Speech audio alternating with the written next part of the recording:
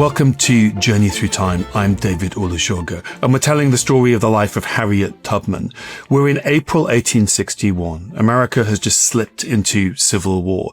By this point, it is more than a decade since Harriet Tubman herself escaped from slavery, and she spent the intervening 10 years helping other people escape from slavery in the South, traveling up to the northern states, traveling up to Canada on the infamous Underground Railroad. But those skills learned over a decade on the Underground Railroad are now to be applied in time of war. Exactly. So this is a kind of skill set that she's acquired, and she's going to put these skills to a very different use now. In the first months of the Civil War, enslaved people start showing up at the Union lines in huge numbers, not very surprisingly, right? So the war has started. They think that the Union will give them freedom and sanctuary. And so they start making their way to the Union lines and they just show up. But the commanders don't really know what to do with them, because sending them back would help the Confederacy, and they don't want to do that. But crucially, freeing them is not yet legal. This is 2 years before the Emancipation Proclamation, and Lincoln has not freed the slaves. So they don't have the right to free these people unilaterally. They can't really take them into the army as soldiers. So they improvise a category. They call them contraband of war. And it's really a grotesque term when you think about it, to call people contraband, because they're property. It says they're property that's been confiscated, and it maintains them as chattel. Exactly. It keeps them as property. But pragmatically, what it lets the Union Army do is take them in, keep them safe, feed them, and put them to work. And as news of that starts to travel back south, self-organized communities start to develop, calling themselves contraband camps, or being known as contraband camps. They would rather be called contraband, even if it means they're being called property, if it means that they can find shelter with the Union Army. And Harriet hears about all of this through abolitionist networks. And very typically, characteristically, she decides that she's going to help. In May 1862, so about a year into the war, she joins the Massachusetts Volunteers. So she's not acting as a soldier. She's nursing and she's cooking, but she's doing that for the stream of fugitive, the enslaved people who are reaching the Union lines. And of course, by this point, Harriet Tubman has a deep practical knowledge of medicine, of field care, these skills that she's learned over the decade that you were talking about. So, she's a skilled and very useful nurse. But the Union Army doesn't have a kind of official place for someone like her. She's not enlisted. She's not on a nurse's roll. She's not an official nurse. She's not clergy. She's not the sort of usual person that might get attached to the army. But she goes anyway. And partly because she is so helpful and useful, they are happy to keep her around. And by winter, she's working in Virginia. And in 1862, the governor of Massachusetts, who is himself an abolitionist, sponsors her to go with the Massachusetts Army farther south to South Carolina. Now, by this point, a year into the war, South Carolina has been taken by the Union. So it is Union held. So it's not as dangerous as if she were going to the front line of battle, but it's still incredibly dangerous. She sails to South Carolina in May 1862. So that she can help care for thousands of people who are, again, trying to escape to Union-held territory. Because remember, if the Union has taken South Carolina, that means they don't have to go anywhere near as far north to be in Union-controlled areas, and therefore on the side of freedom. So within months, Harriet is organizing networks of food and medicine. She's running refugee camps. And she started advising Union officers. And they start to realize, much as John Brown did before them, that she has a wealth of practical knowledge to share about how you scout, about how you work out, how you work your way through hostile territory. And by early 1863, she's leading a network of scouts. She's actually actively gathering intelligence for the Union Army in the low country of South Carolina and for a raid that they're beginning to plan. And South Carolina, in some ways, is similar to the area she's been guiding people through up in Maryland, because it's swampland, it's low-lying land. Yeah. So it's not this part of South Carolina where they are planning this raid is not at all dissimilar to the terrain that she knows well. And so in June 1863, Union forces in South Carolina launched the Combahee River Raid. And Harriet serves as the key guide and the intelligence operative for the Union commanders who lead this operation. Now, this mission reports directly to the Secretary of War, Edwin M. Stanton. So, I mean, it's coming from, the top of the tree. And Harriet is right there directly serving the commander. So she's leading this, helping to lead this mission. And what happens is that at dawn on June 2nd, 1863, 3 Union gunboats head up the Combahee River. Harriet is on the lead vessel, and she's accompanied by about 150 black soldiers in the Union Army. And their plan is to launch a surprise attack. The goal is simple and it's dangerous. They're going to destroy Confederate rice plantations, which run along the Combahee River, and they want to free the hundreds of enslaved people who are still in bondage there. So in a way, this is economic warfare. This is about reducing food production, but also removing the property that these enslaved people represent from the Confederate economy. And of course, some of these freed slaves will also join the Union Army. So it's also a recruitment exercise. Yeah. So Tubman's work has been crucial to this operation because she's been using her network of spies and scouts to gather intelligence about the terrain. And this is the story of the Combahee River Raid is actually one of the most remarkable operations of the Civil War, and it's only recently been recovered by historians. You would think this would be a story that had been told over and over again, but it's only very recently re-entering our accounts. Well, in the first episode, you mentioned the many children's books that have been written. There's Harriet Tubman's life, Harriet as a hero, and very few of them mention this, in some ways, one of the most remarkable chapters of her story. It's an invidious competition to get into what is the most heroic thing that Harriet Tubman did, because every goddamn thing she did was heroic. But this is pretty heroic too, and it should certainly be, I hope it's going to make its way into the children's books pretty quickly if it hasn't already. So what she's doing with this network of scouts that she's developed is working out the locations of Confederate torpedoes. There are mines laced along the river. Yeah. She's working out what the safe routes are. We should explain that torpedoes in the 1860s they don't move. They're not like torpedoes as they'll become in the 20th century. There are mines that are just below the surface in the water. They're tethered. And of course, the task of tethering these explosive mines in rivers, very dangerous, very arduous, it's been done by enslaved people.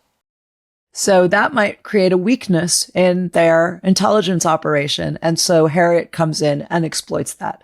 So she gets the information from the enslaved people about where the mines are in the rivers so that they can, navigate around them. But also she gets the information about which plantations have these contraband camps with people who are ready to flee.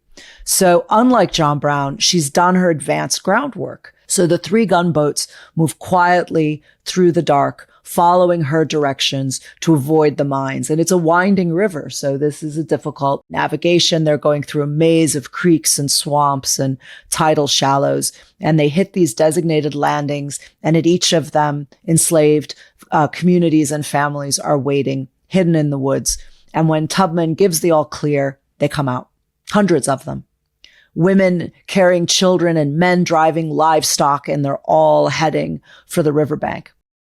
And they get on these boats, and then the Union troops that Harriet is traveling with loot the warehouses. They set these planter homes on fire, and one of the grandest estates on the river is left burnt to the ground. So in a matter of hours, this surprise attack basically destroys the kind of master class of the Combahee River. In a matter of hours, the surprise attack has just destroyed the kind of proud master class, these plantations on the Combahee River. They left it in ruins. And they have helped more than 750 enslaved people make their way to freedom. in that single day, guided by Harriet Tubman and her troop of black soldiers. I mean, this is now a military expedition with Harriet Tubman absolutely central to its success. Yeah. She becomes the first woman in U.S. history, in fact, to help direct and lead an armed military expedition. And she was a good and loyal leader because she always insisted that the soldiers deserved the credit for helping to bring them out, the 150 African American soldiers who worked with her that day. She later said that the number of people they freed was 756. And we know that she freed around 300 people herself in her work on the Underground Railroad, which brings the grand total up to over 1,000 people that Harriet Tubman helped free. And by this point, she is being referred to in reports about the Combahee River Raid. She's well known enough that her name is mentioned in those reports. They call her the Black She-Moses, who led the raid and under whose inspiration it was originated and conducted. So she's credited at the time with leading the raid, with being its inspiration, its originator, and the person who conducted it. Many of the enslaved people who'd been liberated in this kind of dramatic raid were going to go on, many of the men, and join the Union Army, because we're 1863, the war is not over. So we'll come back after a quick break to discover the role that Harriet plays in the final years of the war, what she does after the war, and how her story, how her legend is remembered today in the United States and elsewhere.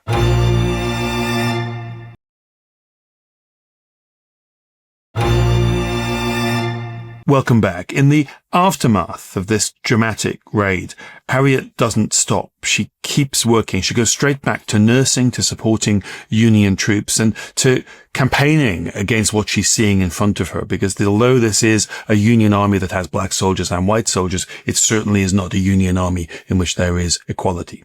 Yeah, Harriet's gone back to nursing and to helping out. And what she sees absolutely infuriates her, because white soldiers are getting proper medical care and black soldiers are not. Black soldiers' pay is totally unequal. Their service is barely acknowledged. And even in the final indignity, in death, they're buried apart from white Union soldiers in segregated graves. She keeps campaigning, but if we go back and think about how long she has been living like this, she escapes from slavery in 1849. It is now 1863. She's repeatedly risked her life and engaged in these incredibly arduous as well as dangerous journeys to bring people up from the south through the Underground Railroad. She's now been engaged living in army camps alongside the Union Army for well over a year. She's not getting any younger. She already has a disability caused by a childhood injury. By this point, she was exhausted. The years of strain are catching up with her. And so she's sent north to recuperate with friends. So for the final months of the Civil War, she's actually in Boston, finally resting. She's only 39, but by now she looks decades older. There's an irony here. This is a woman who's survived a decade of putting herself in acute danger on the Underground Railroad, a woman who's taken part in military raids during the war. And it's after the war that she is the victim of violence. After the war, although black people have been emancipated, racial equality is very far away and racist violence is endemic. So Tubman herself becomes a victim of it. And as you say, yeah, ironically enough, it happens to her on an actual train car. So she's on her way north from Virginia back to New York, to her home in Auburn. And she's traveling with her official papers as a hospital nurse. And she's been told that what she should do with these papers is she should buy a half fare ticket, because that's what she's entitled to do. She doesn't have to pay the full fare.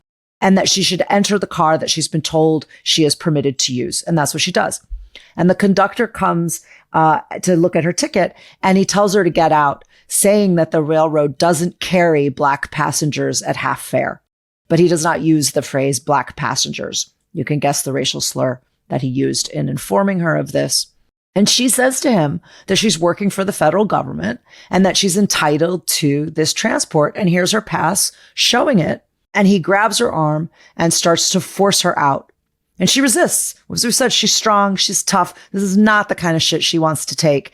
And she fights back and says, I have every right to sit here. And he calls in 3 more men. The car is packed as they watch this tussle between this tiny but strong and fiercely determined woman and these 4 men who are hauling her out of the car, and no one intervenes. She just hears shouts to throw her out. And again, these shouts are using the same racial slur. So that's what they're saying to her and about her.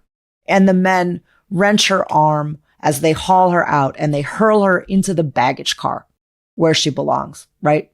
With the luggage.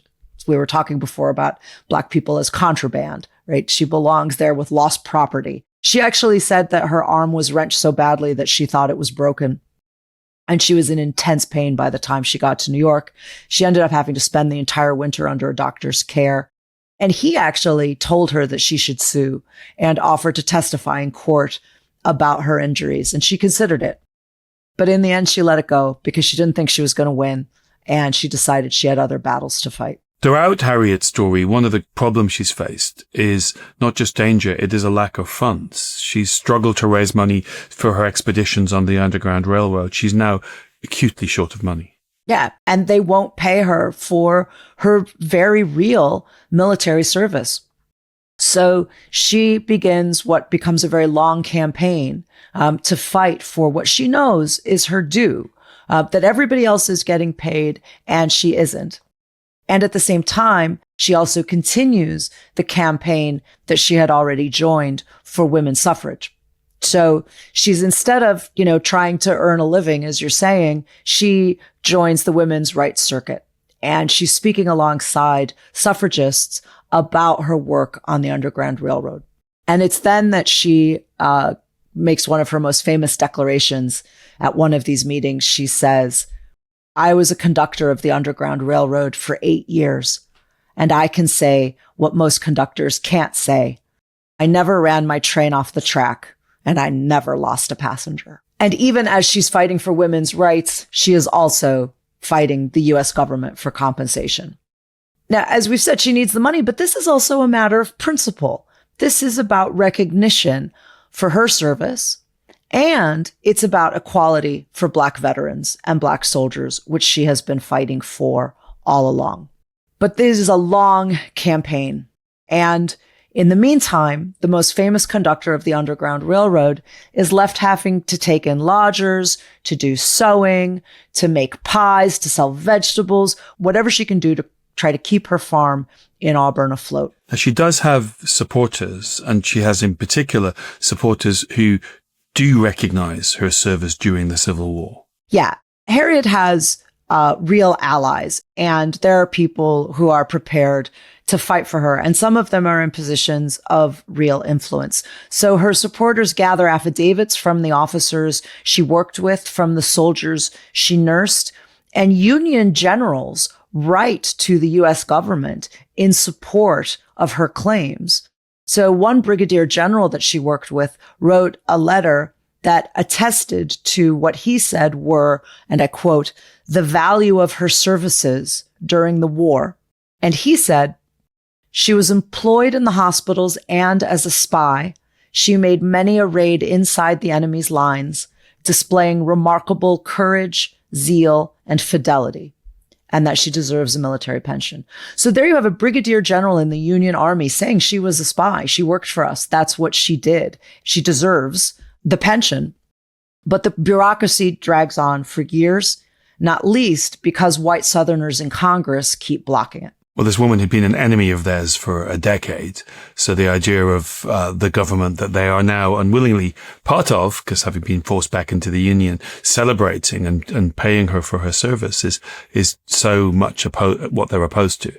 Yeah, it's what they're fighting on the ground in the South every single minute, tooth and nail, to make sure that Black people do not get precisely this equality and this recognition. So during these years, in the aftermath of the war, she learns in October 1867 that her first husband, John Tubman, who stayed behind in Maryland when she ran, has been murdered. He was shot dead by a white man. And predictably, the white man who shot him is acquitted after claiming self-defense. And this kind of racial violence becomes absolutely endemic in the immediate aftermath of the Civil War. And John Tubman is just one of many, many thousands of victims of what is basically a backlash against emancipation. One of the ways that Harriet was able to raise some funds to look after herself and survive in this period was that she took part in the writing of an autobiography. Her friend, Sarah Bradford, a white abolitionist, helps her because Harriet can't write because enslaved people were not allowed to learn to read and write, helps her to write the biography that tells her story from her point of view. And yeah, so Sarah Bradford is a white abolitionist, and she does this, people will be glad to hear, not to exploit Harriet, but to help her. She's her friend, and she is hoping that selling Harriet's story will raise money for her support. But yeah, as you say, Harriet collaborates on it directly, and it's the first life of hers to appear in print. And it is the source of much of what we know about the details of her life. And I'm glad to be able to say the book is a success, and it does give her some financial security, except that being Harriet, she continues to give away the money to help newly freed Black families. So when she sees somebody more in need than she is, she just gives the money away. And she's always looking after refugees on the farm, which of course is also expensive. And there is another tragedy in her life in these latter years. Yeah, there's a terrible incident where she's conned by two men who claim that they have Confederate gold. Now, this is a kind of frequent scam at the time because the Confederates did hide gold and people knew it. And Harriet knew that they had hidden gold. She had all these scouts and spies everywhere. She knew that this was true. There's all sorts of stories about the lost gold and the lost wealth of the Confederacy being hidden in swamps, hidden under churches. And even at the time, it becomes a way for people to exploit other people because they pretend that they've got Confederate gold that they don't have, and then they create scams. So they say that they've got Confederate gold, but that she needs to give them money in order for them to get the Confederate gold to her. And so she raises the money. She actually borrows the money from a supporter in order to pay them so that she can get the Confederate gold. So basically, she's fallen for a 19th century version of a Nigerian prince email. If you give me money, the Nigerian prince will transfer all this money into your account. And they said, if you give me money, you will get this Confederate gold. Yeah, having just stabilized her financial situation with the biography, she now falls for this kind of really cruel scam. Yeah. And she borrows the money. And then not only do they take the money, when she goes to give them the money, they drug her, they chloroform her, and they rob her. Because, of course, she's supposed to trade the money for the gold. And they just take the money and run, literally. And she wakes up from the chloroform, injured and penniless again. And so once again, her friends and neighbors rally round to help her. And it becomes clear at this point in the story, how, if it wasn't already, amongst her many qualities is, she has so many friends and supporters.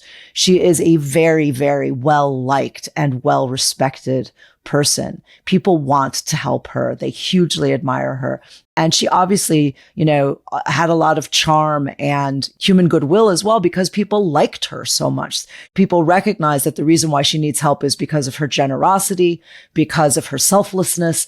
And so, happily, some of the people around her rise to meet her halfway and help her too. She's done so much. It is kind of useful to remember she's still only in her early 40s at this point. She's been enslaved. Yeah. She's been a conductor on the Underground Railroad. She's been a scout in the American Civil War. She is famous. She is increasingly legendary as the book sells more and more copies. Now, having told the sad story of her being conned in the Confederate gold scam, we can tell a happier part of her story, which is that around this time, she meets a younger man, a Black veteran who's named Nelson Davis. In fact, he's had several names, again, as we've said, like many formerly enslaved people. He also had a different name in the army. And this becomes important to how the story plays out. But he's known locally with Harriet and her community as Nelson Davis, and he's brought to stay at her farm while he's convalescing. So he's convalescing from tuberculosis, and as we've said, she's constantly taking in people who need help. And they grow close during his convalescence, and they decide to marry. He's about 20 years younger than she is, although in photographs they look roughly the same age, which again is a reminder of how hard life is for enslaved people at this time. And on March 18th, 1869, they marry in the local church in Auburn. By all accounts, it's a happy marriage. You might think that that age difference is setting her up for, unhappiness or failure. But in fact, they're together for nearly 20 years. And over that 20-year period, she continues the long struggle to get the U.S. government to pay her the money to which she's entitled. After those 20 years, her husband, Nelson Davis, dies in October 1888. And so Tubman petitions Congress again, this time for a war widow's pension. But because her husband's name had changed over the years, from the name that he was given in enslavement to the name he had in the army, and then he was known as Nelson Davis, she struggles to prove the connection. And again, it takes several years for her to make the case for the government to recognize that she was indeed legitimately married to an Army veteran and is legitimately entitled to a widow's pension. And finally, she is granted a pension of $8 a month. But by this point, as you might expect, she's feeling pretty bitter. And she is pointing out in the speeches that she's giving and, to interviewers, because journalists are increasingly seeking her out. There were many interviews with her conducted in these years. She's, journalists understand that this is a woman with a story to tell, a quite remarkable story of the past, 20, 30 years America has been through. Yeah. And by all accounts, she's an amazing storyteller. She holds big audiences spellbound as she tells the stories of her exploits as a conductor and during the war. And during this time, she's open about saying that, she served her country, and yet she is left to live in poverty under its so-called protection. In 1872, the free Black abolitionist William Still, who we met in episode 2, who probably helped Harriet escape, publishes a really important book called The Underground Railroad. This is one of the first kind of published accounts which documents stories by the people who were working on the railroad. And it includes extended accounts of Harriet Tubman's service. And it's the only first-person account of Black activities on the Underground Railroad that was written and published by an African American. So it's a really important source as well, in addition to Sarah Bradford's biography. And it only adds to Harriet Tubman's growing national renown. And as I've said, all through these years, she's continuing to campaign for women's suffrage. By the 1890s, she's on the circuit with Susan B. Anthony, who is sort of America's Mrs. Pankhurst. She's our most famous suffrage campaigner, but she's traveling with other leaders as well around the Northeast. And one time, famously, someone asks if she believes that women should get the vote. And she says, "I suffered enough to believe it." She understands that she's living proof that Black women fought and worked and bled for a country, and it has not granted them full citizenship. Even at this stage, getting later in life, she's still trying to help others, despite the troubles that she has, despite the battle she has with the government to give her enough money to live on. She never stops. She is now planning to turn her farm into a home for elderly and destitute African Americans. And this is really her great final dream. She wants a place for people who fought for freedom, but have nowhere to live in old age. And you can see why this is a personal project for her, because it's clear that this is what the U.S. government is prepared to do to her, to leave her destitute. And her whole life, as we're saying, she's been trying to help people like herself. So she mortgages the farm to raise money for this passion project. She sells pies at church fairs. She gives paid lectures whenever she can to try to raise money for it, but she can't really get there. And the project nearly collapses. But then a local church takes it over and agrees to operate it under her name. And it becomes the Harriet Tubman Home in Auburn. Now, she wanted it to be free, or to be really affordable, because it's designed for destitute people.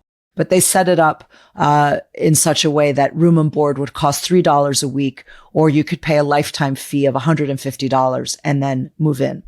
And Harriet's bitterly disappointed by this decision, although the church says that they can't afford it any other way. But she knows that many people will not be able to afford this entrance fee. And so she keeps fundraising for those who can't enter the home. And then finally, in 1899, after nearly 3 decades of campaigning and petitions, the U.S. government finally recognizes Harriet Tubman's military service officially as a nurse, a spy, and a leader in the Combahee River Raid. And they raise her pension to $20 a month. So 35 years after the end of the Civil War, she is finally recognized for her service and recognized as a war widow. But I mean, talk about endurance and resilience. They didn't recognize it after 35 years because she put a letter in 35 years ago and then they finally noticed it. She has been fighting every step of those 35 years for what is due to her. And she finally gets some recognition, and her pension is raised to $20 a month. And at least that's enough for her to survive on for the rest of her long life. And it is, I'm glad you said that. It is a long life. This is a woman who's born, we think, sometime in the middle of the 1820s or even the early 1820s, a woman who suffers a very, very serious childhood injury, a fractured skull, and who puts her body through more extreme adventures on the Underground Railroad, taking part in the war than could possibly have been good for her. Yet she does seem to thrive on it. She makes it all the way to 1913. She was definitely born in the early 1820s because we know she's born by 1825. So in 1913, she is in her late 80s or her 90s. And that is when she falls seriously ill and people recognize that she's dying. Now, by this time, she is a living legend and newspapers run stories announcing that Harriet Tubman is dying. They praise her work on the Underground Railroad. They absolutely mention her service in the war. That has not yet fallen away from her story. That doesn't happen until much later. And on March 10th, 1913, Harriet Tubman dies. She is surrounded by friends, and they report that her last words are, "I go to prepare a place for you." She never stopped being Moses. She was always leading her people onward. As we've said, David, this is the story of a truly remarkable woman. And I think it's so important to tell her whole story here because for so many years, she was just boxed into children's books in America, turning her into this kind of fable for school children. And only very recently have grown-up histories started to treat her as the strategist, the organizer, the political actor, the extraordinary campaigner, scout, guide that she actually was. And that includes a recent film. In 2019, there was a film called Harriet, starring Cynthia Erivo, which was, believe it or not, really the first serious film biography of Harriet Tubman that didn't just treat her as this figure out of a children's fable. And that really says a lot about the way that American history is still treating Black women. Heroic Black women are still just being simplified and sanitized. And by the same token, as we said when we told the story of the Combahee River Raid, only very recently has that been returned to her story. It had almost completely disappeared from national memory. In fact, her military report on the raid still exists. It's in the archive, and it's full of logistics. It's got maps and troop numbers and supplies, so we can see how kind of meticulous her planning was. And we were talking about how long it took her to get recognized by the government while she was alive. But not until 2024 was she recognized officially for the full amount of work that she did 160 years later. The U.S. Army formally acknowledged that she had held a military command, and the Maryland National Guard commissioned her posthumously as a brigadier general. There's also been discussion about Harriet Tubman in relation to American currency and whether she is a legendary figure, one of those icons of American history who could and should be celebrated on dollar bills. So in 2016, under President Obama, the U.S. Treasury announced that the decision had been made and that Harriet Tubman would replace Andrew Jackson on the $20 bill. Now, Andrew Jackson is a president in the early 19th century. He's a divisive figure in American history. That is fair to say. Extremely divisive. And this is a very symbolic replacement. So yeah, Andrew Jackson was the 7th president. He was also a slaveholder, but many presidents were. He was also the architect of indigenous displacement and genocide in the early decades of the 19th century. The Indian Removal Act. The Indian Removal Act, the notorious Trail of Tears, which some listeners will know, and I'm sure we will tell the story of at some point, David. He's the first populist president. So he's the first one who doesn't come from an elite background. And he is a frontiersman. And so he brings with him all of the kinds of associations with American populism that listeners today will be familiar with. And then he's become a kind of patron saint as a result of current populist movements, including the one led by Donald Trump, who a year after the decision to put Harriet Tubman on the $20 bill, of course, became president. And when Trump became president, he started getting compared to Andrew Jackson because of that shared populism. Now, some people would not find it a compliment to be compared to Andrew Jackson because, as we've just said, he did a lot of very terrible things. But Donald Trump vocally found this a very gratifying comparison. So guess what? He didn't care for the idea of Andrew Jackson being replaced by a Black woman.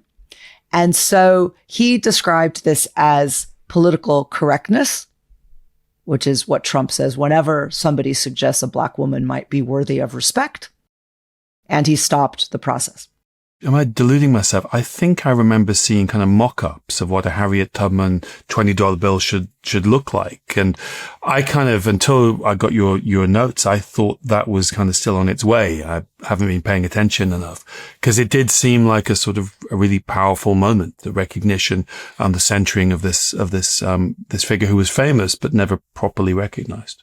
And the point here is just that Tubman's story makes us keep asking questions about who gets remembered, who gets erased, who gets paid, in her case, and about what freedom really means. Because that to me is what her story is ultimately about. It's not just about escape. She shows that freedom has to be built, that emancipation is not just a proclamation, that it's a long chain of actions that you have to keep building and rebuilding and reinforcing, that it's legal, economic, it's structural, it's practical. And so her story to me is really about the hard work of building the structures that safeguard freedom and create the opportunities of equality for all, which is what she was fighting her whole life for. Well, thanks for telling the story of Harriet Tubman. I think because there's a famous photograph of her, we think of her as this tiny little elderly woman. And the story is of a far more dramatic life and a far more varied life than I think we sometimes remember. Her life's been reduced to a fable, a kind of a simple kind of moral story. And it's a much, much more complicated and much more human story. And I think a much more impressive story. So thanks everyone for listening. And I hope you liked learning about Harriet Tubman too. Brilliant. See you next time.